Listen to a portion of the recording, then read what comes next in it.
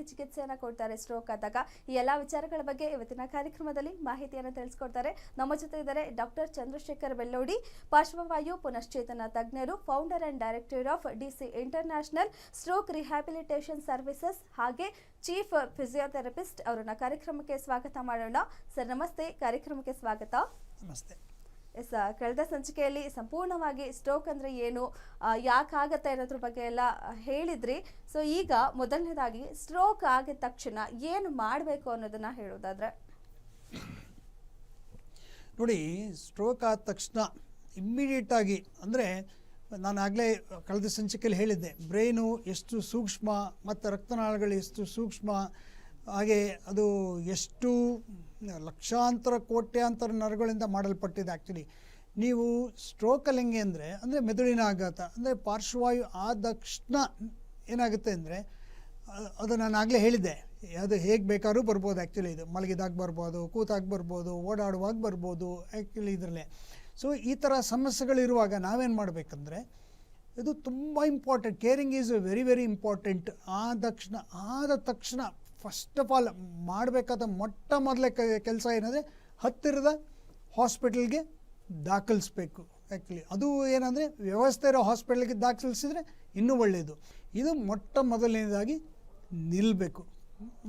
ಇದರಿಂದ ಏನಾಗುತ್ತೆ, ಭವಿಷ್ಯದಲ್ಲಿ ಅವ್ರಿಗೆ ಆರ್ಥಿಕವಾಗಿ, ಸಾಮಾಜಿಕವಾಗಿ, ಫ್ಯಾಮಿಲಿಗಳಾಗ್ಬೋದು, ಈವನ್ ರೋಗಿ ಏನೋ ಬೇಗ ಗುಣ ಆಗೋದಿಲ್ಲ, ಅವನು ಗುಣ ಆಗೋ ತುಂಬ ಟೈಮ್ ತೊಗೊಂಡ್ಬಿಡುತ್ತೆ. ಆ್ಯಕ್ಚುಲಿ ಇದ್ರೆ ಯಾಕಂದರೆ ಬ್ರೈನು ಎಷ್ಟು ಜಾಸ್ತಿ ಡ್ಯಾಮೇಜ್ ಆಗುತ್ತೆ ಅಷ್ಟು ನಿಮಗೆ ಕೈ ಕಾಲುಗಳ ಅಂಗವೈಕಲ್ಯ ಏನಿರುತ್ತೆ ಅಂದರೆ ವೀಕ್ನೆಸ್ ಇನ್ನೂ ಜಾಸ್ತಿ ಆಗ್ತಾ ಹೋಗುತ್ತೆ. ಮತ್ತು ಇನ್ನು ಬೇರೆ ಬೇರೆ ರೀತಿ ಏನು ಅವೈಜ್ಞಾನಿಕ ಚಿಕಿತ್ಸೆಗಳನ್ನು ಮಾಡ್ತಾ ಹೋಗ್ತಾರೆ, ಅವುಗಳಿಂದ ಸಮಸ್ಯೆ ಜಾಸ್ತಿ ಆಗುತ್ತೆ. ಸ್ಟ್ರೋಕ್ ಆದ ತಕ್ಷಣ ಹತ್ತಿರದ ನರರೋಗ ತಜ್ಞರಾಗ್ಬೋದು ಅಥವಾ ಇನ್ಯಾವುದೇ ವ್ಯವಸ್ಥೆ ಇರುವಂಥ ಹಾಸ್ಪಿಟಲಿಯವರು ದಾಖಲಾಗಬೇಕು. ಅಲ್ಲಿ ದಾಖಲಾದ ತಕ್ಷಣ ಹಾಸ್ಪಿಟಲ್ಲಿ ಫಸ್ಟ್ ಆಫ್ ಆಲು ಮೊಟ್ಟ ಮೊದಲನೇದಾಗಿ ಡಾಕ್ಟ್ರುಗಳು ಏನು ಮಾಡ್ತಾರೆ ಅಂದರೆ, ಅವರು ಬ್ರೈನ್ನ MRI ತೊಗೊಳ್ತಾರೆ, ಅಥವಾ CT ಸ್ಕ್ಯಾನ್ ಆಗ್ಬೋದು, MRI ಆಗ್ಬೋದು, ಅಥವಾ ಅವರೆಲ್ಲ ರಕ್ತ ಕಣಗಳಲ್ಲಿ ವ್ಯತ್ಯಾಸಗಳಾದರೆ ಅವುಗಳ ಬಗ್ಗೆ ಅದು ಲ್ಯಾಬ್ ಟೆಸ್ಟಿಂಗ್ ಆಗ್ಬೋದು, ಅಥವಾ ಏನಕ್ಕೆ ಬಂದಿದೆ ಅದ್ರ ಬಗ್ಗೆ ತಿಳ್ಕೊಬೇಕು ಡಾಕ್ಟ್ರದಲ್ಲಿ. ಹಾಗಾಗಿ ಅಂದರೆ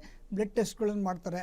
ಅದೇ ರೀತಿ ಮೆದುಳಿನ MRI ಮಾಡೋದ್ರಿಂದ ಬ್ರೈನಲ್ಲಿ ಎಷ್ಟು ಡ್ಯಾಮೇಜ್ ಆಗಿದೆ ಅಂದರೆ ಅನ್ನೋದು ಸಹ ಗೊತ್ತಾಗುತ್ತೆ. ಅದಕ್ಕೆ ತಕ್ಕನಾಗೆ ನರರೋಗ ತಜ್ಞರು ಏನಂದರೆ ಚಿಕಿತ್ಸೆಗಳನ್ನು ಕೊಡ್ತಾರೆ. ಆ್ಯಕ್ಚುಲಿ ಇದರಿಂದ ಏನಾಗುತ್ತೆ, ನಾವು ಬ್ರೈನು ಡ್ಯಾಮೇಜ್ ಆಗೋದನ್ನು ನಾವು ತಪ್ಪಿಸ್ಬೋದು. ಆ್ಯಕ್ಚುಲಿ ಎಷ್ಟು ಡ್ಯಾಮೇಜು ಕಮ್ಮಿ ಆಗ್ತಾ ಹೋಗುತ್ತೆ ಅಷ್ಟು ರೋಗಿ ಬೇಗ ಗುಣ ಆಗೋ ಚಾನ್ಸಸ್ಸು ಜಾಸ್ತಿ ಇರುತ್ತೆ. ಹಾಗಾಗಿ ಏನಂದರೆ ಯಾವುದೇ ಕಾರಣಕ್ಕೂ ಲಕ್ವ ಹೊಡೆದಾಕ್ಷಣ ಹತ್ತಿರದ ಹಾಸ್ಪಿಟಲ್ಗಳಿಗೆ ದಾಖಲಿಸೋದು ತುಂಬ ಒಳಿತು. ಸ್ಟ್ರೋಕ್ ಆಗಿದೆ ಅಂದ ತಕ್ಷಣ ಮನೆಯಲ್ಲಿ ನಾನು ಕೇಳಿರೋ ಹಂಗೆ ನೀವು ಹೇಳಿದ್ರಿ ಕೋಲ್ಡಿಗೆ ಆಗಿರತ್ತೆ ಅಂದ್ಕೊಂಡು ಅವ್ರಿಗೇನೋ ಕೈ ಕಾಲು ಎತ್ತಕ್ಕೆ ಆಗ್ತಾ ಇರಲ್ಲ, ಸೊ ಕೈ ಉಜ್ಜೋದು, ಕಾಲು ಉಜ್ಜೋದು ಮಾಡ್ತಾರೆ, ವಿಕ್ಸ್ ಹಚ್ಚೋದು, ಆ ರೀತಿ ಮಾಡ್ತಾರೆ. ಅಂದರೆ ಏನು ಬಿಸಿ ಮಾಡೋಕ್ಕೆ ಏನು ಮಾಡಬೇಕು ಅದು ಮಾಡ್ತಾರೆ. ಇನ್ನು ನಾನೊಂದು ಕೇಳಿರೋದು ಕೊಬ್ಬರಿ ಎಣ್ಣೆ ಕುಡಿಸ್ತಾರೆ ಅಂತ ಹೇಳಿ ಸ್ಟ್ರೋಕ್ ಆಗಿದೆ ಅಂತ ಹೇಳಿ. ಸೊ ಈ ಎಲ್ಲ ಎಷ್ಟು ಡೇಂಜರಸ್ ಆಗಿದೆ? ಅವುಗಳನ್ನ ಯಾವುದೇ ಕಾರಣಕ್ಕೂ ಮಾಡಬಾರ್ದು. ಆ್ಯಕ್ಚುಲಿ ಅವುಗಳಿಂದ ಅದರಿಂದ ಸಮಸ್ಯೆ ನಾನು ಹೇಳಿದ್ನಲ್ಲ ಹಿಂದೆ, ನಾನು ಸಂಚಿಕೆಯಲ್ಲಿ ಹೇಳಿದೆ, ಹಿಂದಿನ ಸಂಚಿಕೆಯಲ್ಲಿ ಲಕ್ವಾಗೂ ಚಳಿಗೂ ಕೋಲ್ಡ್ಗೂ ಯಾವುದೇ ರೀತಿ ಸಂಬಂಧ ಇರೋದಿಲ್ಲ. ಹಾಗೆ ನಾನು ಹೇಳಿದಾಗೆ ನಮ್ಮ ಬಾಡಿ ಟೆಂಪ್ರೇಚರ್ ಬೇರೆ, ರೂಮ್ ಟೆಂಪ್ರೇಚರೇ ಬೇರೆ. ಹಾಗಾಗಿ ಜನರು ಅದೊಂದು ಏನಂದರೆ ಈಗ ನರರೋಗ ಏನಂದರೆ ಇದು ಕಳೆದ 50-60 ವರ್ಷದಿಂದ ಸಾಕಷ್ಟು ಅಭಿವೃದ್ಧಿ ಆಗ್ತಾ ಬರ್ತಾ ಇದೆ. ವಿಜ್ಞಾನ ಅಭಿವೃದ್ಧಿ ಆಗ್ತಾ ಬರ್ತಾ ಇದೆ. ಅದ್ರ ಬಗ್ಗೆ ಸಾಕಷ್ಟು ಸ್ಟ್ರೋಕ್ ಬಗ್ಗೆ ರಿಸರ್ಚ್ಗಳು ನಡೀತಾ ಇದೆ. ಆ್ಯಕ್ಚುಲಿ ಎಲ್ಲಿ ತಪ್ಪುಗಳಾಗಿದೆ, ಎಲ್ಲಿ ಸಮಸ್ಯೆಗಳಾಗ್ತವೆ, ಅವುಗಳನ್ನು ಯಾವ ರೀತಿ ಸರಿಪಡಿಸ್ಬೇಕು ಅನ್ನೋದು ಇವತ್ತು ತುಂಬ ಇದೆ. ಈವನ್ ನಾವೇನಂದರೆ ಈಗ ಆರ್ಟಿಫಿಷಿಯಲ್ ಇಂಟೆಲಿಜೆನ್ಸ್ ಸಹ ಬಂದಿದೆ. ಆ್ಯಕ್ಚುಲಿ ಈಗ ಅಷ್ಟು ತುಂಬ ಅಂದರೆ ತುಂಬ ಅಡ್ವಾನ್ಸ್ ಇದೆ. ಹಾಗಾಗಿ ಏನಂದರೆ ನಾವು ಇನ್ನೂ ಹೊಸದನ್ನು ಅಳವಡಿಸ್ಕೋಬೇಕೆ ಹೊರತು ಈ ಹಳೆ ಕಾಲದಲ್ಲಿ, ಈಗ ಹಿಂದೆ ಏನಂದರೆ ವ್ಯವಸ್ಥೆಗಳಿರಲಿಲ್ಲ, ಆಗ ಎಲ್ಲ ಊರಿಗೊಬ್ಬನೇ ಒಬ್ಬರು ಪಂಡಿತರು ಅಂತ ಯಾರೋ ಒಬ್ರು ಇರ್ತಾಯಿದ್ರು. ಹಾಗಾಗಿ ಅವ್ರ ಮಾತೇ ಕೇಳಬೇಕಾಗಿದೆ, ಯಾಕಂದರೆ ವ್ಯವಸ್ಥೆಗಳು ಇರಲಿಲ್ಲ. ಬಟ್ ಆದರೆ ಈಗ ಹಾಗಲ್ಲ, ಈಗ ಎಲ್ಲದೂ ನಿಮ್ಮ ಬೆರಳು ತುದಿಲೇ ಸಿಗುತ್ತೆ. ಈಗ ನಿಮಗೆ ಸ್ಟ್ರೋಕ್ ಬೆಸ್ಟ್ ಹಾಸ್ಪಿಟ್ಲ್ ಯಾವುದಂತ ನೀವು ಮೊಬೈಲಲ್ಲಿ ಹೊಡೆದ್ರೆ ನಿಮಗೆ ಹತ್ತಿರದ ನಿಮ್ಮ ಮನೆ ಪಕ್ಕನೇ ಬಂದುಬಿಡುತ್ತೆ ಯಾವ ಹಾಸ್ಪಿಟ್ಲ್ ಇದೆ ಅಂತ. ಹಾಗಾಗಿ ಅಲ್ಲಿ ಏನೇನು ವ್ಯವಸ್ಥೆ ಇದ್ರೂ ಸಹ ಗೊತ್ತಾಗುತ್ತೆ. ಹಾಗಾಗಿ ಏನಂದರೆ ರೋಗಿಗಳು ಅಥವಾ ರೋಗಿಯ ಸಂಬಂಧಿಕರು ಏನಂದರೆ ತಪ್ಪು ಕೆಲಸಗಳನ್ನು ಮಾಡಬಾರ್ದು. ಆ್ಯಕ್ಚುಲಿ ಈಗ ಹಳೆಯದನ್ನು ಹೊಸದನ್ನು ಅಳವಡಿಸ್ಕೋಬೇಕು ಹೊರತು ಈ ಹೊಸದನ್ನು ಅಳವಡಿಸ್ಕೊಳ್ಳೋದ್ರಿಂದ ಏನಂದರೆ ರೋಗಿ ಬೇಗ ಬೇಗ ರಿಕವರಿ ಆಗ್ತಾನೆ, ಅವನಿಗೆ ಸಮಸ್ಯೆಗಳು ತಪ್ತವೆ. ಮತ್ತು ಇನ್ನೊಂದು ಬೇಗ ರಿಕವರಿ ಹಿಂಗೆ ಆರ್ಥಿಕ ಹೊರೆಯೂ ತಪ್ಪುತ್ತೆ. ಯಾಕಂದ್ರೆ ನನ್ನಲ್ಲಿ ನಾನು ಕಳೆದ ಒಂದು 25 ವರ್ಷದಿಂದ ನೋಡ್ತಾ ಇದ್ದೇನೆ, ಪ್ರತಿ ದಿವಸ ಬರ್ತಾರೆ. ಅವರಲ್ಲಿ ಕೇಳೋದೊಂದೇ, ಸರ್ ನನಗೆ 5 ವರ್ಷದಿಂದ ಆಗಿತ್ತು, 6 ವರ್ಷದಿಂದ ಆಗಿತ್ತು, 10 ವರ್ಷದಿಂದ ಆಗಿತ್ತು. ಇದರಲ್ಲಿ ನಾವು ಕೂಲಂಕುಷವಾಗಿ ಅವ್ರನ್ನೆಲ್ಲ ಕೇಳಿ ನೋಡಿದಾಗ ಅವ್ರು ಹೇಳೋದೊಂದೇ, ಸರ್ ನನಗೆ ಸ್ಟ್ರೋಕ್ ಹೊಡೆದಿತ್ತು, ಆ ಟೈಮಲ್ಲಿ ಏನಂದರೆ ನನ್ನನ್ನು ನಾಟಿ ಔಷಧಿ ಕರ್ಕೊಂಡು ಹೋಗ್ಬಿಟ್ರು, ನನಗೆ ಹಾಸ್ಪಿಟ್ಲಿಗೆ ತೋರಿಸಲಿಲ್ಲ. ಅಥವಾ ಕೆಲವೊಮ್ಮೆ ಹಾಸ್ಪಿಟ್ಲಿಗೆ ಅಡ್ಮಿಟ್ ಮಾಡ್ತಾರೆ, ಅಡ್ಮಿಟ್ ಮಾಡಿಬಿಟ್ಟು ಅವ್ರು ಹೇಳಿದ್ರು, ಸರ್ ಅಲ್ಲಿ ICU ತಂಡಿ ಅಂತೇಳಿ ನನ್ನ ಹಾಸ್ಪಿಟ್ಲಿಂದ ಡಿಸ್ಚಾರ್ಜ್ ಅಗೇನೆಸ್ಟ್ ಮೆಡಿಕಲ್ ಅಡ್ವೈಸ್. ಅಂದರೆ ಡಾಕ್ಟರ್ ಅಡ್ವೈಸ್, ಡಾಕ್ಟರ್ ಹೇಳ್ತಾರೆ ಬೇಡಪ್ಪ ಇರು, ಇನ್ನೊಂದು ಸ್ವಲ್ಪ ದಿವಸ ಇರುವ, ನೀನು ಸರಿ ಹೋಗ್ತೀಯ ಅಂತ.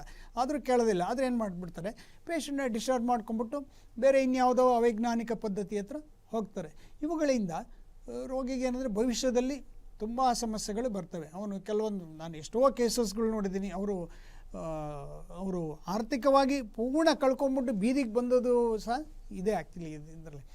ಹಾಗಾಗಿ ನನ್ನ ಒಂದು ಕಳಕಳಿಗೆ ಮನವಿ ಏನೆಂದರೆ, ಯಾವುದೇ ಕಾರಣಕ್ಕೂ ಅವೈಜ್ಞಾನಿಕ ಪದ್ಧತಿಗಳನ್ನು ಫಾಲೋ ಮಾಡಿಬಿಡಿ. ಗೊತ್ತಿಲ್ಲ ಅಂದರೆ ನಾನು ಹೇಳ್ತಾ ಇದ್ದೀವಲ್ಲ, ಗೊತ್ತಿದ್ದವ್ರ ಹತ್ರ ತಿಳ್ಕೊಳ್ಳಿ. ಅಥವಾ ನಮಗೆ ನೀವು ಕಾಲ್ ಮಾಡಿದ್ರು ನಾವು ಹೇಳ್ತೀವಿ ಆ್ಯಕ್ಚುಲಿ ಇದರಲ್ಲಿ ಹೇಗೆ ಅಂತ. ಈವನ್ ಎಷ್ಟೋ ಕೇಸಸ್ಗಳನ್ನ ನಾವು ಹಾಸ್ಪಿಟ್ಲಲ್ಲೇ ನಾವು ಸರಿಪಡಿಸ್ಬೋದು ಆ್ಯಕ್ಚುಲಿ, ಅಲ್ಲೇ ಗೈಡೆನ್ಸ್ ಸಿಕ್ಕಿ ಎಷ್ಟೋ ಕೇಸಸ್ ನಾವು ಮಾಡಿದ್ವಿ. ನಮಗೆ ಕಾಲ್ ಮಾಡ್ತಾರೆ, ಸ್ಟ್ರೋಕ್ ಹೊಡಿತಿದ್ದಾಗೆ ಕಾಲ್ ಮಾಡಿ ಅವ್ರು ನಾವು ಕೇಳ್ತೀವಿ, ರೋಗಿ ಏನಾದರೂ ಕೈ ಕಾಲು ಮೂಮೆಂಟ್ಸ್ ಇದೆಯಾ ಅಂತ. ಇದರಲ್ಲಿ ಅವಾಗ ಕೆಲವರು ಹೇಳ್ತಾರೆ, ಮುಂದೆ ಸರ್ ಕೈ ಬೆರಳು ಮೂಮೆಂಟ್ಸ್ಗಳಿದೆ, ಕೆಲವು ಸ್ವಲ್ಪ ಮಡಿಸ್ತಾ ಇದೆ. ಆ ಥರ ಇದ್ದಾಗ ಏನಾಗುತ್ತೆ, ಒಂದು 2-3 ದಿವಸದಲ್ಲಿ ಆ ಮೂಮೆಂಟ್ಸ್ ಹೋಗಿಬಿಡುತ್ತೆ. ಇದರಲ್ಲಿ ಅದು ಯಾವುದೇ ಸರಿಯಾಗಿ ಕ್ರಮ ತೊಗೊಳ್ದೇ ಇದ್ದರೆ ಆ ಮೂಮೆಂಟ್ಸ್ಗಳು ಹೋಗಿಬಿಡ್ತವೆ. ಅದಕ್ಕೆ ನಾವೇನು ಹೇಳ್ತೀವಿ, ಹಾಗಿದ್ರೆ ಅವ್ರಿಗೆ ಹೇಳ್ತೀವಿ, ನೀನು ಕೈ ಕಾಲು ಅಲ್ಲೇ ಮಡಿಸ್ಲಿಕ್ಕೆ ಶುರು ಮಾಡುವಂಥ ಅವ್ರಿಗೆ ಗೈಡೆನ್ಸ್ ಕೊಡ್ತಾ ಹೋಗ್ತೀವಿ. ಹಾಗೆ ಏನಾಗುತ್ತೆ, ಅದು ಮೂಮೆಂಟ್ಸ್ ಮಾಡೋ ಆವಾಗಲೇ ಬಂದ್ಬಿಡ್ತಾರೆ. ಹೇಳಿದ್ರಿ ಆಗಿದ ತಕ್ಷಣ ಹಾಸ್ಪಿಟಲ್ಗೆ ಅಡ್ಮಿಟ್ ಮಾಡಬೇಕು, ಕರ್ಕೊಂಡು ಹೋಗ್ಬೇಕು ಅಂತ. ಈಗ ಓಕೆ, ಫಸ್ಟ್ ಏಡ್ ಅಂತ ಮಾಡ್ತಾರಲ್ಲ, ಆ ರೀತಿ ಮನೆಯಲ್ಲಿ ಏನಾದರೂ ಆ ಮೂಮೆಂಟ್ಗೆ ಮಾಡುವಂತಹದ್ದು ಏನಾದರೂ ವಿಚಾರಗಳಿದೆಯಾ? ಬಟ್ ನಾನು ಹೇಳೋದೇನೆಂದರೆ, ನನ್ನ ಒಂದು ಸಲಹೆ ಏನಂದರೆ, ನಿಮ್ಮ ರೋಗಿ ಏನಿರ್ತಾನೆ ಅವನ ಸುತ್ತಮುತ್ತ ಏನು ಹಾಸ್ಪಿಟ್ಲ್ಗಳಿರ್ತಾರೆ ಅಥವಾ ಡಾಕ್ಟ್ರುಗಳ ನಂಬರ್ ಇರ್ತಾರೆ, ಅವುಗಳನ್ನು ನೀವು ಮೊದಲೇ ಕಲೆಕ್ಟ್ ಮಾಡಿ ಇಟ್ಕೊಂಡಿರಬೇಕು ಇದರಲ್ಲಿ. ಸೊ ಇಮಿಡಿಯೇಟಾಗಿ ಕಾಲ್ ಮಾಡಿದಾಗ ಅವ್ರಿಗೆ ಹೇಳ್ತಾರೆ ಮನೇಲಿ ಏನು ಮಾಡ್ಬೋದು, ಯಾವ ರೀತಿ ಕ್ರಮಗಳನ್ನು ತಗೋಬೋದು, ಔಷಧಿಗೆ ಇವೆ ಮಾಡಬೇಕು ಅನ್ನೋದು ಹೇಳ್ತಾರೆ. ಆ ಕ್ರಮಗಳನ್ನು ತಗೊಂಡು ಇಮ್ಮಿಡಿಯೇಟಾಗಿ ನಾವೇನು ಮಾಡಬೇಕು, ವ್ಯವಸ್ಥೆ ಇರೋ ಹಾಸ್ಪಿಟ್ಲ್ ಕಡೆ ನಾವು ಹೋಗ್ಬೇಕು. ಆ್ಯಕ್ಚುಲಿ ಇವಾಗ ಸಾಮಾನ್ಯವಾಗಿ ಸ್ಟ್ರೋಕ್ ಅಂದ ತಕ್ಷಣ ಎಲ್ಲರ ಮೈಂಡಲ್ಲೂ ಮೋಸ್ಟ್ ಆಫ್ ಬರೋದು ನಾಟಿ ಔಷಧಿ ಅಂತಾನೆ. ಈವನ್ ಬೇರೆ ಎಲ್ಲ ವಿಚಾರಕ್ಕೆ ಓಕೆ ಅಲೋಪತಿ, ಇಂಗ್ಲಿಷ್ ಮೆಡಿಸನ್ ಅಂತ ಹೋಗ್ತಾರೆ. ಬಟ್ ಈ ಒಂದು ಸ್ಟ್ರೋಕ್ ಅಂದ ತಕ್ಷಣ ಮೇಜರ್ ಆಗಿ ಎಲ್ಲ ಹೇಳೋದು, ಇಲ್ಲ ಇಂಗ್ಲಿಷ್ ಮೆಡಿಸನ್ ಕೊಡಿಸ್ಬಾರ್ದಿತ್ತು, ನೀವು ನಾಟಿ ಔಷಧಿ ಬೆಸ್ಟ್ ಅಂತ ಹೇಳ್ತಾರೆ. ಸೊ ಹಾಗಾಗಿ ಅದ್ರ ಬಗ್ಗೆ ಏನು ಹೇಳ್ತೀರಾ ಅಂತ ಹೇಳಿದ್ರು. ಹಿಂದಿನ ಸಂಚಿಕೆಯಲ್ಲೇ ಹೇಳಿದ್ದೀನಿ, ನಾವು ಪದ್ಧತಿಗಳು ಯಾವುದು, ಈ ನಾಟಿ ಪದ್ಧತಿಗಳು ಯಾವುದು, ಅಥವಾ ಆಯುರ್ವೇದ ಅಥವಾ ಬೇರೆ ಇನ್ಯಾವುದೋ ಹೋಮಿಯೋಪತಿ ಆಗ್ಬೋದು, ಬೇರೆ ಇನ್ಯಾವುದೋ ಆಗ್ಬೋದು. ಆ್ಯಕ್ಚುಲಿ ಅದನ್ನು ನಾವು ತಪ್ಪು ಅಂತ ಹೇಳಲ್ಲ. ಆ್ಯಕ್ಚುಲಿ ಇದರಲ್ಲಿ ಅದು ತೊಗೊಳ್ಬೇಡಿ ಅಂತ ನಾವು ಹೇಳಲ್ಲ. ಅದು ನಾನು ಹಿಂದೆ ಹೇಳಿದೆ, ಯಾವುದೇ ದೇವಸ್ಥಾನಕ್ಕೂ ಹೋಗ್ಬೋದು, ಅದು ಅವ್ರ ಇಷ್ಟ ಹೋಗೋದು. ಆ್ಯಕ್ಚುಲಿ ಅಲ್ಲಿ ತೀರ್ಥ ತೊಗೊಳ್ಳೋದು ಅವ್ರ ಇಷ್ಟ.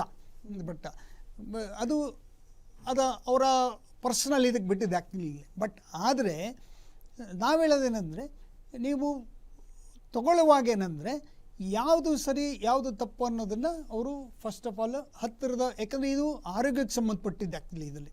ಈ ಹೊರಗಡೆ ಯಾವುದೋ ಒಂದು ಮೆಟಲ್ ಏನೋ ಮುರಿತು, ಯಾವುದೋ ಒಂದು ಇದಾದರೆ ಹೆಂಗೆ ಬೇಕಾದ್ರೂ ಸಾಲ್ಡ್ರಿಂಗ್ ಮಾಡಿ ಜೋಡಿಸ್ಬೋದು.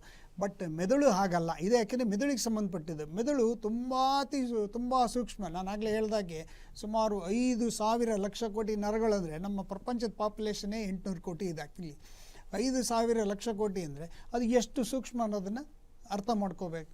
ಹಾಗಾಗಿ ಏನಂದರೆ, ಯಾವುದೇ ಒಂದನ್ನು ಟ್ರೀಟ್ಮೆಂಟ್ಗಳನ್ನ ತಗೊಳ್ಳುವಾಗ ನಾವು ಹೇಳೋದೇನೆ, ಎಗನೆಸ್ಟ್ ಮೆಡಿಕಲ್ ಅಡ್ವೈಸ್ ಹೋಗಬೇಡಿ. ಇದೆ ಆ್ಯಕ್ಚುಲಿ ಯಾರು ನರರೋಗ ತಜ್ಞರು ಇರ್ತಾರೆ, ಯಾರು ಫಿಸಿಷಿಯನ್ ಇರ್ತಾರೆ, ಯಾರು ಅವ್ರಗಳ ಹತ್ರ ನಾವು ಡಿಸ್ಕಸ್ ಮಾಡಬೇಕು. ಅದ್ರ ಬಗ್ಗೆ ಕೂಲಂಕುಷವಾಗಿ ಡಿಸ್ಕಸ್ ಮಾಡಬೇಕು. ಯಾಕಂದರೆ ಇದು ಹೊರಗಡೆ ಬೇರೆ ಕಂಟ್ರೀಸಲ್ಲಿ ಇದೆ.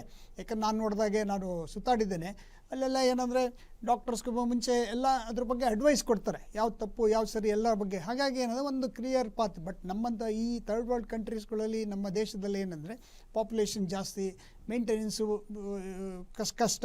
ಹಾಗಾಗಿ ಏನಂದರೆ ಅದ್ರ ಬಗ್ಗೆ ಟೈಮ್ ಇರೋಲ್ಲ. ಹಾಗಾಗಿ ಏನಂದರೆ ಜನಗಳೇನೋ ಡೈವರ್ಟ್ ಆಗೋದು ಸಹಜ. ಯಾವುದೇ ಕಾರಣಕ್ಕೂ ತಪ್ಪು ಚಿಕಿತ್ಸಾ ಕ್ರಮಗಳನ್ನು ಫಾಲೋ ಮಾಡಬೇಡಿ. ಇದರಿಂದ ನಿಮಗೆ ಆರ್ಥಿಕವಾಗಿಯೂ ತುಂಬ ಹೊರೆ ಬೀಳುತ್ತೆ. ಯಾಕಂದರೆ ಫಸ್ಟ್ ಆಫ್ ಆಲ್ ಇನ್ನೂ ಒಂದು ಹೇಳಬೇಕು, ಈಗ ಹಾಸ್ಪಿಟಲ್ ಅಡ್ಮಿಟ್ ಆಗಿರ್ತಾರೆ ಜನ, ಏನಂದರೆ ಹಾಸ್ಪಿಟ್ಲ್ ಬಿಲ್ ನೋಡ್ತಾರೆ, ಅಯ್ಯೋ ಹಾಸ್ಪಿಟ್ಲ್ ಬಿಲ್ ಇಷ್ಟು ದೊಡ್ಡ ಜಾಸ್ತಿ ಆಯಿತು ಹಾಗೆ ಹೀಗೆ ಅಂತ ಆಗ್ತಿಲ್ಲ. ಇದರಲ್ಲಿ ಬಟ್ ಹಾಗಾಗಿ ಏನು ಮಾಡ್ತಾರೆ ಅವರು ಅಲ್ಲಿ ಜಾಸ್ತಿ ಆಗುತ್ತೆ ಅಂತ ಬೇರೆ ಚಿಕಿತ್ಸಾ ಇವುಗಳಿಗೆ ಹೋಗ್ತಾರೆ. ಬಟ್ ಇಂಡೈರೆಕ್ಟಾಗಿ ಅವರು ಸರಿಯಾಗಿ ಅದನ್ನು ಫಾಲೋ ಮಾಡದೇ ಇದ್ದರೆ ಅವರು ಹಾಸ್ಪಿಟ್ಲಲ್ಲಿ ಪೇ ಮಾಡೋದು ಆಲ್ರೆಡಿ ಒಂದು 100ಕ್ಕೆ ಒಂದು 2 ರುಪೀಸು 3 ರುಪೀಸ್ ಅಷ್ಟೇ. ಬಟ್ ಅದನ್ನು ಉಳ್ಸೋಕ್ಕೋಗಿ ಅವರು ಬೇರೆ ಇನ್ಯಾವುದೋ ಕ್ರಮಗಳನ್ನು ಫಾಲೋ ಮಾಡೋಕ್ಕೆ ಹೋದರೆ ಅವರು 100 ರೂಪಾಯಿನೂ ಕಳ್ಕೊಬೇಕಾಗತ್ತೆ. ಸೊ ಇದರಿಂದ ಏನಾಗುತ್ತೆ, ತುಂಬ ತೊಂದರೆ. ಆ್ಯಕ್ಚುಲಿ ನಾನು ಸಾಕಷ್ಟು ಕೇಸಸ್ಗಳನ್ನ ನೋಡಿದ್ದೀನಿ. ಆ್ಯಕ್ಚುಲಿ ತುಂಬ ಕೇಸು ಬಹಳ ಕಷ್ಟಪಡ್ತಾರೆ ಆ್ಯಕ್ಚುಲಿ ಅವುಗಳಿಂದ ಹೊರಗಡೆ ಬರೋದು ಅಂತ. ಮತ್ತು ಇನ್ನೊಂದು ಮಾನಸಿಕವಾಗಿಯೂ ಕುಗ್ಗೋಗ್ಬಿಡ್ತಾರೆ ಪೇಷಂಟ್ಗಳು ಆ್ಯಕ್ಚುಲಿ. ಹಾಗಾಗಿ ಹೇಳಿದ್ರೆ ದಯವಿಟ್ಟು ಹಾಸ್ಪಿಟ್ಲಿಗೆ ಅಡ್ಮಿಟ್ ಆದಾಗ ಡಾಕ್ಟ್ರ್ ಹೆಂಗೆ ಹೇಳ್ತಾರೆ ಹಾಗೆ ಕೇಳಿ, ಡಾಕ್ಟ್ರನ್ನ ಫಾಲೋ ಮಾಡಿ. ದಯವಿಟ್ಟು ಏನೇ ಮಾಡುವಾಗ ಡಾಕ್ಟ್ರ್ ಹತ್ರ ಡಿಸ್ಕಸ್ ಮಾಡಿ ಅಥವಾ ಕೌನ್ಸಿಲರ್ ಹತ್ರ ಡಿಸ್ಕಸ್ ಮಾಡಿ ಅಥವಾ ನಮ್ಮ ಹತ್ರನೇ ಕಾಲ್ ಮಾಡಿದ್ರು ನಾವು ಗೈಡ್ ಮಾಡ್ತೇವೆ ಏನು ಮಾಡಬೇಕು ಅಂತ. ಯಾಕಂದರೆ ನೀವು ಪ್ರತಿ ದಿವಸ ನನಗೆ 100ರಿಂದ 150 ಕಾಲ್ ಬರುತ್ತೆ ಇದ್ರ ಬಗ್ಗೆ. ಹಾಗಾಗಿ ಏನಂದರೆ ಕಾಲ್ ಮಾಡ್ಬೋದು, ಎನಿ ಟೈಮ್ ನಮಗೆ ಕಾಲ್ ಮಾಡ್ಬೋದು. ಕಾಲ್ ಮಾಡಿದ್ರೆ ನಾವು ಹೇಳ್ತೀವಿ ಹಾಸ್ಪಿಟಲ್ ಅಡ್ಮಿಟ್ ಆದಾಗ ಇದರಲ್ಲಿ. ಅಲ್ಲಿಂದನೇ ನಾವು ಶುರು ಮಾಡ್ತೇವೆ ಆ್ಯಕ್ಚುಲಿ ಹೇಗೆ ಕ್ರಮ ತಗೋಬೇಕು ಅಂತ. ಕಾರ್ಯಕ್ರಮದಲ್ಲಿ ಮತ್ತಷ್ಟು ವಿಚಾರಗಳನ್ನು ತಿಳಿಸ್ಕೊಡ್ತೀವಿ ಒಂದು ಬ್ರೇಕ್ನ ನಂತರ.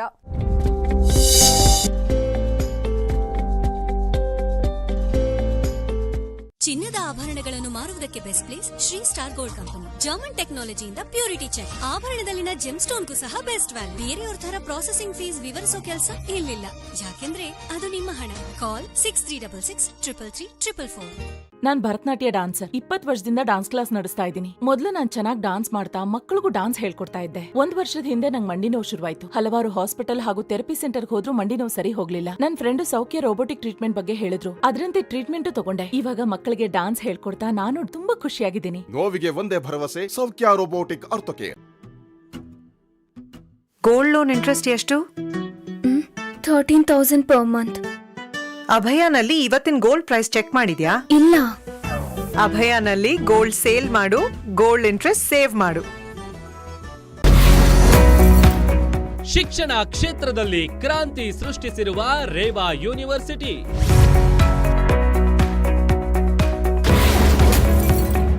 ರೇವಾ ವಿವಿ ಕ್ಯಾಂಪಸ್ನಲ್ಲಿ ಸಂಸ್ಥಾಪಕರ ದಿನಾಚರಣೆ ಸಂಭ್ರಮ.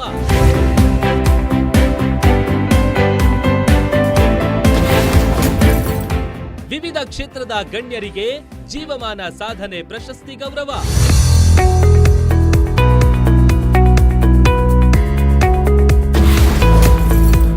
ಕುಲಾಧಿಪತಿ ಡಾಕ್ಟರ್ ಪಿ ಶ್ಯಾಮರಾಜು ಅವರ ಹುಟ್ಟುಹಬ್ಬಕ್ಕೆ ರೋಬೋ ಗಿಫ್ಟ್.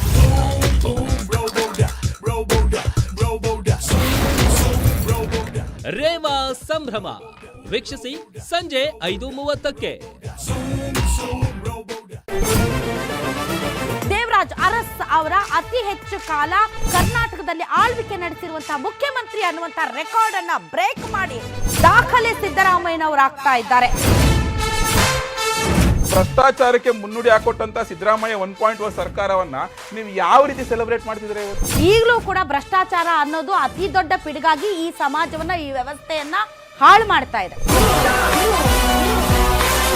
ಎಲ್ಲೋ ನನ್ನ ರೆಕಾರ್ಡ್ ಬ್ರೇಕ್ ಮಾಡಬೇಕು ಅಂತಾನೆ 2.5 ವರ್ಷ ತಳ್ಬಿಟ್ರ ಅನ್ನೋದು ಕರ್ನಾಟಕದ ಜನತೆಗೆ ಬೇಜಾರು. ಎಜುಕೇಶನ್ ಅಲ್ಲೇ ನೀವು ಕರೆಕ್ಟ್ ಆಗಿ ಏನು ಮಾಡಿಲ್ಲ ಅಂದ್ರೆ ಇದು ಸಾಧನೆ ಯಾವ ಕಡೆಯಿಂದ ಆಗುತ್ತೆ ಸರ್? ಯಾವ ಇದೇ 23, 22, 20 ಅವ್ರ ಕಡೆ ಫ್ಲೈಓವರ್ ಕಡೆ ಪಂಚೆ ಹೊಡಿತಾ ಇರೋದ್ರ ಬಗ್ಗೆ, ಅವ್ರ ಕಡೆ ಬಿದ್ದೋಗಿರೋದ್ರ ಬಗ್ಗೆ ಯಾಕೆ ಮಾತಾಡ್ತಾರೆ? ರಾಜೀನಾಮೆ ಕೊಡ್ರಿ, ಮೋದಿ ಬಂದು ಆಡಳಿತ ನಡೆಸ್ತಾರೆ. ಕೊಡ್ರಿ ರಾಜೀನಾಮೆ. ಮೋದಿ ಮತ್ತು ಬೊಮ್ಮಾಯಿ ಮುಖ್ಯಮಂತ್ರಿ ಆಗಿರ್ಲಿಲ್ವಾ?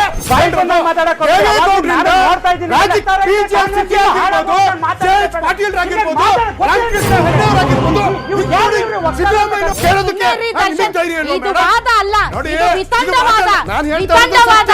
ನೋ. ರಾಧಕ್ಕ ಪಂಚಾಯಿತಿ ವೀಕ್ಷಿಸಿ ರಾತ್ರಿ 8 ಗಂಟೆಗೆ.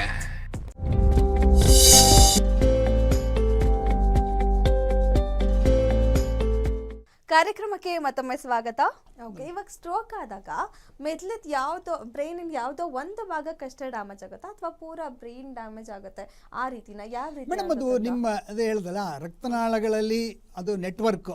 ಈಗ ನಿಮಗೆ ನಿಮಗೆ ಅರ್ಥ ಆಗಿ ಹೇಳ್ಬೇಕಂದ್ರೆ ಬೆಂಗಳೂರಲ್ಲಿ ಸಾಕಷ್ಟು ರೋಡ್ಗಳಿದ್ದಾವೆ.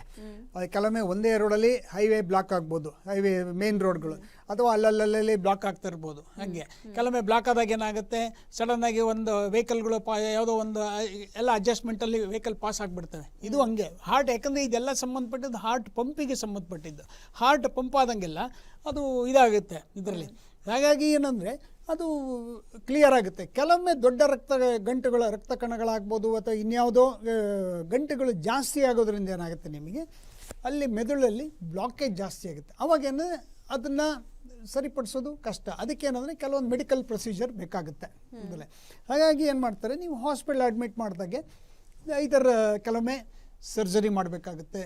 ಕೆಲವೊಮ್ಮೆ ಏನಂದರೆ ಕ್ಯಾಥೆಟರ್ ಇದರಿಂದ ಒಂದು ಬ್ರೈನಿಗೆ ತಂತಿ ಕಳಿಸ್ಬಿಟ್ಟು, ಆ್ಯಕ್ಚುಲಿ ತೊಡೆಯ ಇದರಿಂದ ಒಂದು ಇದು ಕಳಿಸ್ಬಿಟ್ಟು ಕ್ಲಾಟ್ನ ಬಸ್ಟ್ ಮಾಡ್ತಾರೆ, ಅದು ತೆಗಿಬೋದು. ಅಥವಾ ರಕ್ತನಾಳಗಳು ಒಡ್ಕೊಂಡಿದ್ದರೆ, ಹೊರಗಡೆ ಚೆಲ್ಲಿದರೆ ಇಮ್ಮಿಡಿಯೇಟಾಗಿ ಸರ್ಜರಿ ಮಾಡಿ ಅದನ್ನು ನಿಲ್ಲಿಸ್ತಾರೆ.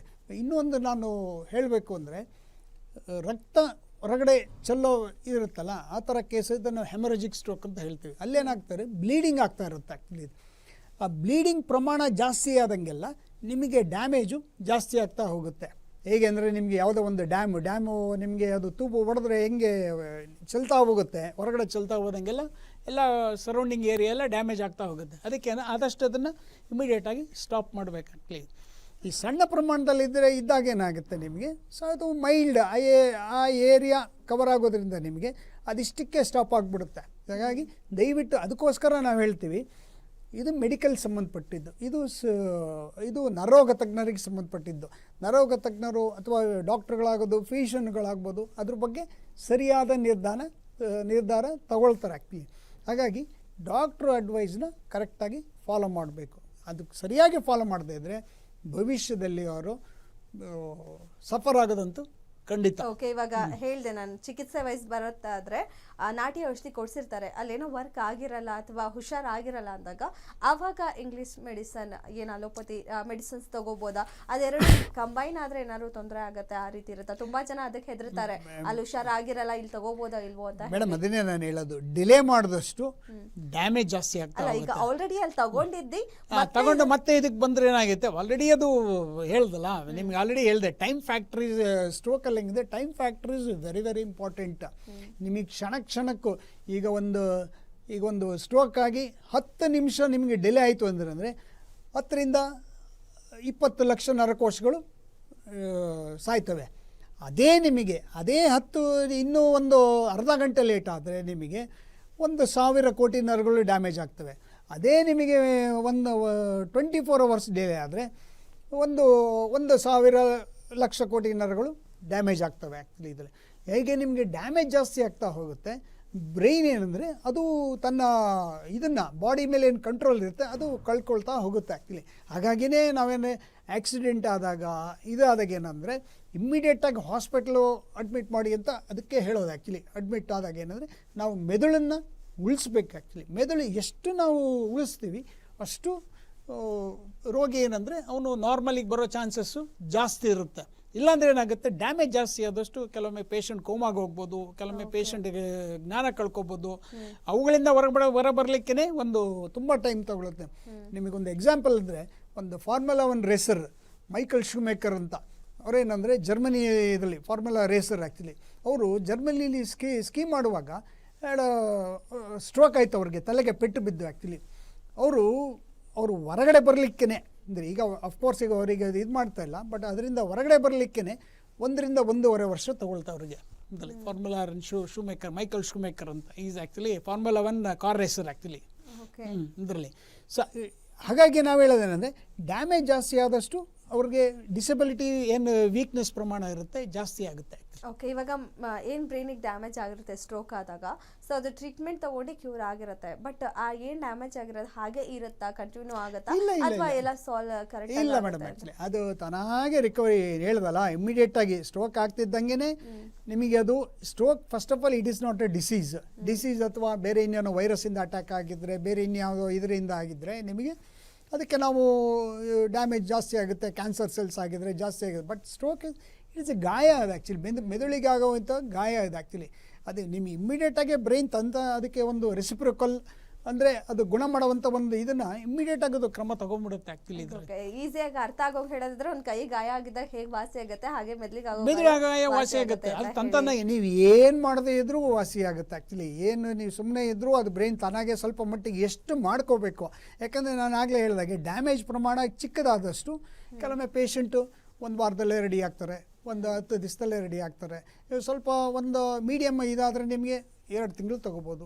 ತುಂಬ ಡ್ಯಾಮೇಜ್ ಆದರೆ ನಿಮಗೆ, ಯಾಕಂದರೆ ಕೆಲವೊಮ್ಮೆ ಬ್ರೈನ್ ಏನಂದರೆ ಮ್ಯಾಕ್ಸಿಮಮ್ ಏರಿಯಾ ಕವರ್ ಆಗಿರುತ್ತೆ. ಅಂಥ ಸ್ಟೇಜಸಲ್ಲಿ ಏನಂದರೆ it will take very long time, 6 months to 1 year actually. ಹಾಗಾಗಿ ಏನಂದರೆ ಇಮ್ಮಿಡಿಯೇಟ್ ಇದು ಮಾಡಬೇಕು, ಹಾಸ್ಪಿಟ್ಲು ಅಡ್ಮಿಟ್ ಆಗಬೇಕು. ಅದು ಬಿಟ್ಟು ಸ್ಟ್ರೋಕ್ ಆಗಿದೆ ಅಂದ ತಕ್ಷಣ ಎಲ್ಲದಕ್ಕೂ ಶಸ್ತ್ರಚಿಕಿತ್ಸೆ ಆಪರೇಷನ್ ನೀಡ್ ಇರುತ್ತಾ, ಅಥವಾ ಯಾವ ರೀತಿ ಟ್ರೀಟ್ಮೆಂಟ್ ಇದೆ, ಯಾವ ರೀತಿ ಟ್ರೀಟ್ಮೆಂಟ್ ಕೊಡ್ತಾರೆ ಅದಕ್ಕೆ? ಮೇಡಮ್, ಎಲ್ಲ ಕೇಸಸ್ಗಳಿಗೂ ಸರ್ಜರಿ ಬೇಕಾಗಿಲ್ಲ. ಅದನ್ನು ನರರೋಗ ತಜ್ಞರು ನಿರ್ಧರಿಸ್ತಾರೆ, ನ್ಯೂರಲಿಸ್ಟ್ ನಿರ್ಧರಿಸ್ತಾರೆ, ಸರ್ಜನ್ಸ್ ಇದರಲ್ಲಿ.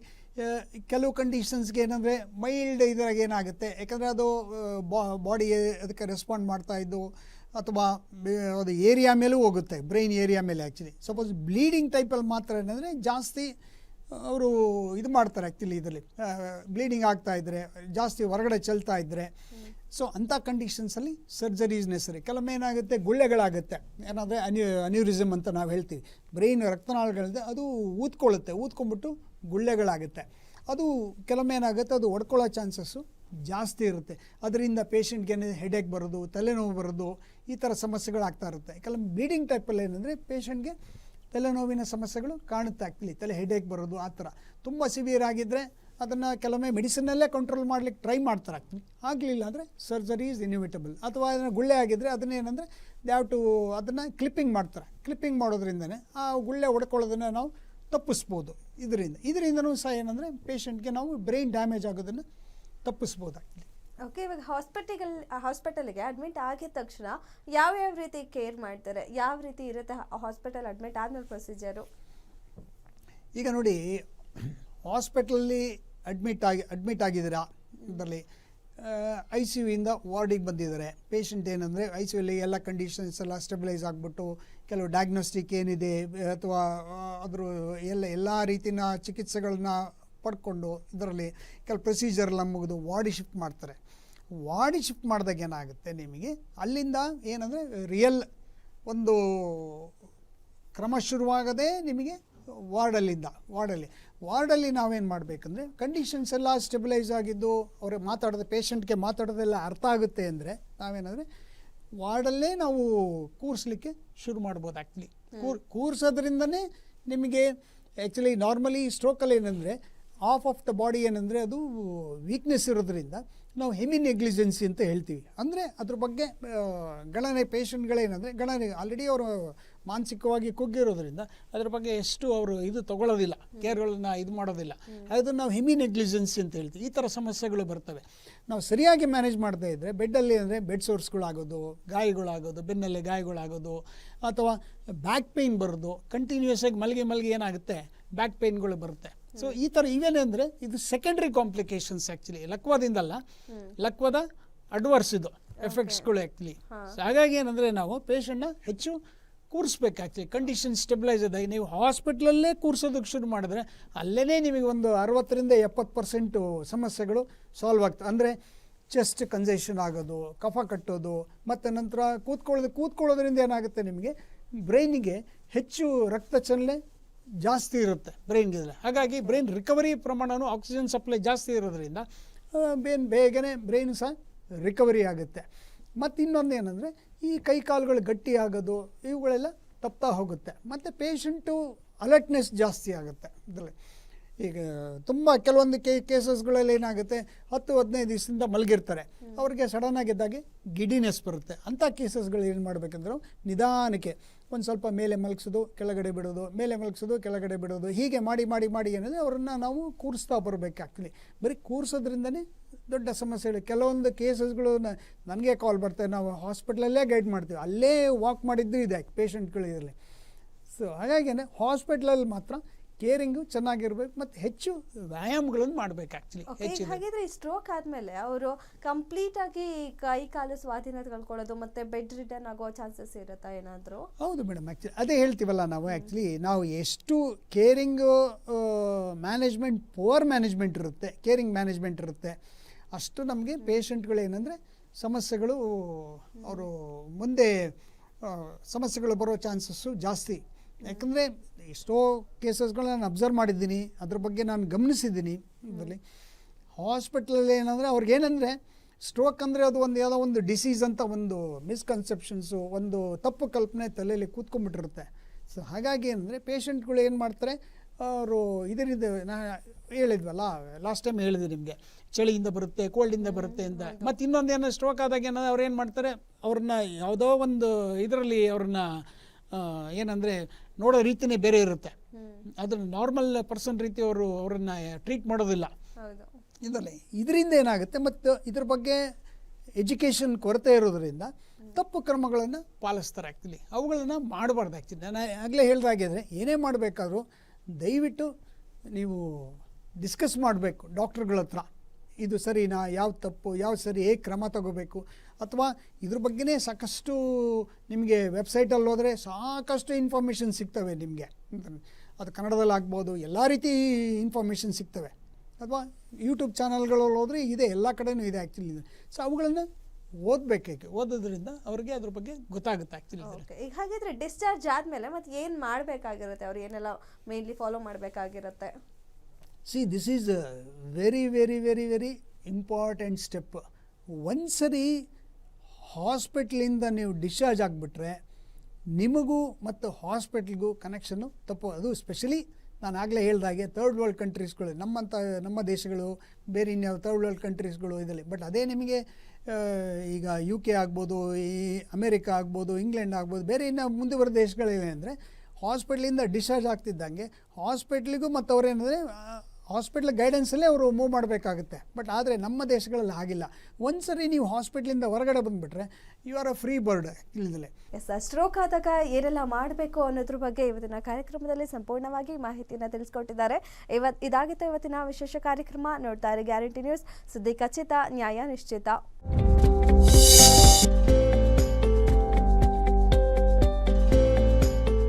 ಚಿನ್ನದ ಆಭರಣಗಳನ್ನು ಮಾರುವುದಕ್ಕೆ best place Shri Star Gold company. German ಟೆಕ್ನಾಲಜಿಯಿಂದ ಪ್ಯೂರಿಟಿ ಚೆಕ್. ಆಭರಣದಲ್ಲಿನ ಜೆಮ್ ಸ್ಟೋನ್ಗೂ ಸಹ ಬೆಸ್ಟ್ ವ್ಯಾಲ್ಯೂ. ಬೇರೆಯವ್ರ ತರ ಪ್ರಾಸೆಸಿಂಗ್ ಫೀಸ್ ವಿವರಿಸೋ ಕೆಲಸ ಇಲ್ಲಿಲ್ಲ, ಯಾಕೆಂದ್ರೆ ಅದು ನಿಮ್ಮ ಹಣ. ಕಾಲ್ 6366333444. 3 ವರ್ಷದಿಂದ ನನ್ನ ಹೆಂಡತಿ ಆರ್ಥ್ರೈಟಿಸ್ ಸಮಸ್ಯೆಯಿಂದ ಬಳಲ್ತಾ ಇದ್ಲು. ಮೆಟ್ಲು ಹತ್ತೋಕೆ ಇಳಿಯೋಕೆ ಆಗ್ತಾ ಇರ್ಲಿಲ್ಲ. ಮನೆ ಕೆಲಸ ಮಾಡೋದಕ್ಕಂತೂ ತುಂಬಾ ಕಷ್ಟ ಆಗೋದು. ಪಕ್ಕದ ಮನೆಯವರು ಸೌಖ್ಯ ರೋಬೋಟಿಕ್ ಟ್ರೀಟ್ಮೆಂಟ್ ಬಗ್ಗೆ ಹೇಳಿದ್ರು. ಒಂದು 10 ದಿವಸ ಟ್ರೀಟ್ಮೆಂಟ್ ತಗೊಂಡ್ಲು. ಯಾವುದೇ ಆಪರೇಷನ್ ಇಲ್ಲದೆ ನೋವೆಲ್ಲ ಕಡಿಮೆ ಆಯ್ತು. ನೋವಿಗೆ ಒಂದೇ ಭರವಸೆ, ಸೌಖ್ಯ ರೋಬೋಟಿಕ್ ಆರ್ಥೋಕೇರ್.